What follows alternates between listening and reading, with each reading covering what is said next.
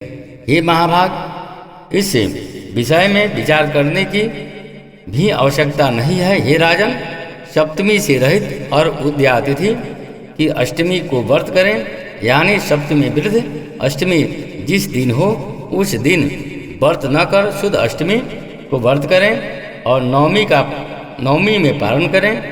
यदि इस पर ध्यान न दिया गया तो फल नष्ट हो जाएगा और सौभाग्य तो अवश्य नष्ट हो जाएगा। जीवतवाहन को इस तरह वरदान देकर गरुड़ वैकुंठ धाम को चले गए और राजा भी अपनी पत्नी के साथ अपने नगर को वापस चले आए। धौम द्रौपदी से कहते कि हे देवी, मैंने यह अतिशय दुर्लभ व्रत तुमको बताया।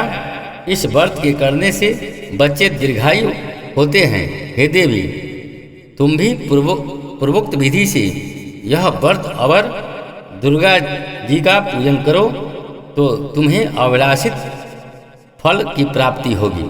मुनिराज धौम की बात सुनकर द्रौपदी के हृदय में एक प्रकार का कौतूहल उत्पन्न हुआ और पुरवासिनी स्त्रियों को बुलाकर उनके साथ वह उत्तम व्रत किया।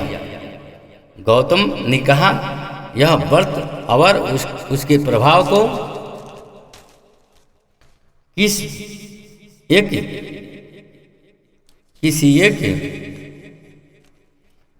चिल्ली ने सुन लिया। अवर अपनी सखी सियारिन को बताया।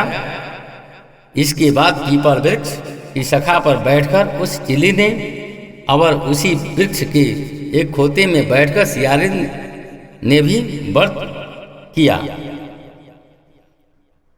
फिर वही चिल्ली किसी उत्तम ब्राह्मण के मुंह से यह ज्योत पुत्रिका की कथा सुनाई।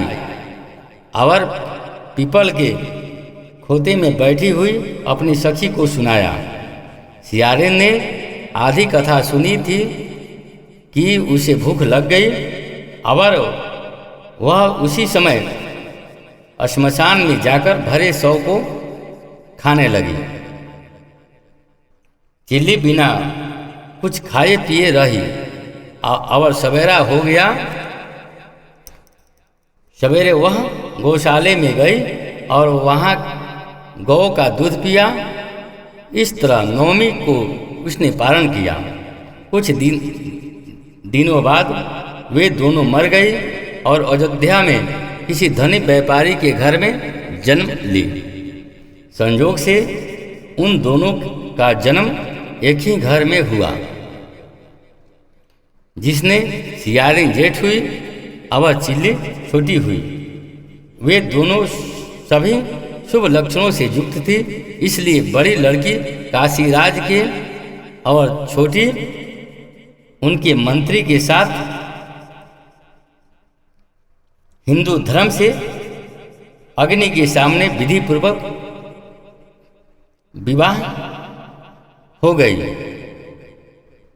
पूर्व जन्म के कर्म फल से वह मृगनयनी रानी हुई। जिस किसी भी संतान को उत्पन्न करती वह मर जाती थी। अवर पूर्व जन्म की बातों को याद करने वाला मंत्री की पत्नी ने अष्टवसुओं की सदृश तेजस्वी 8 बेटे को जन्म दिए। अवर सभी जीवित रह गए। अपनी बहन के पुत्रों को जीवित देखकर ईर्ष्यावश द्वेष से राजपत्नी ने अपने स्वामी से कहा कि यदि तुम मुझे जीवित रखना चाहते हो तो इस मंत्री के भी पुत्रों को उसी जगह भेज दो जहाँ कि मेरे बेटे गए हैं, अर्थात इन्हें मार डालो। यह सुनकर राजा ने उस मंत्री के पुत्रों को मारने के लिए कई उपाय किए, पर मंत्री पत्नी ने जीवित पुत्रिका व्रत की और उसके पुण्य बल से बचा लिया। वह एक दिन राजा ने अपने आदमियों से उन पुत्रों का सिर कटवाकर एक पेटी में बंद करवा दिया। माता उनकी माता मंत्री पत्नी के पास भेज दिया, किंतु वे 8 सिरों बेशकीमती जौहरात हो गए और भले चंगे से 8 लड़कों अपनी माता के पास वापस चले गए। उनको जीवित देखकर राजपत्नी ने बड़ा विस्मय हुआ, दुखी हुआ। अंत में वह मंत्री की पत्नी के पास आई और उसने पूछा, बहन, तुमने कौन सा ऐसा पुण्य किया है कि जिससे बार बार मारे जाने पर तुम्हारे बेटे नहीं मरते? इस पर मंत्री की पत्नी ने कहा, पूर्व जन्म में मैं चील थी और तुम सियार, हमने और तुमने साथ साथ जीवित पुत्रिका का व्रत किया था। तुमने व्रत के नियमों का भली भांति पालन नहीं किया था और मैंने व्रत का नियम पालन किया था। इसी दोष से हे बहन, तुम्हारे बेटे नहीं जीते हैं।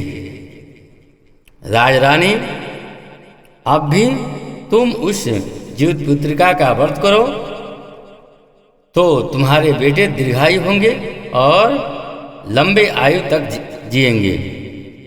मैं तुमसे सही कह रही हूँ। उसके कथनानुसार रानी ने व्रत किया, तभी से उसके कई बेटे सुंदर और दीर्घायु होकर बड़े बड़े राजा हुए। सूत जी कहते हैं कि सब प्रकार का आनंद देने वाला मैंने एक दिव्य व्रत बतलाया, जीवित पुत्रिका का व्रत बतलाया। स्त्रियां, सभी स्त्रियां जीवित पुत्रिका का व्रत करें और चिरंजीवी संतान चाहती हो तो विधि पूर्वक जीवित पुत्रिका का व्रत करें। जो स्त्री इस व्रत को नहीं करती है घोर नरक और पाप की भागी बनती है और बार बार विधवा होनी पड़ती है। धन्यवाद।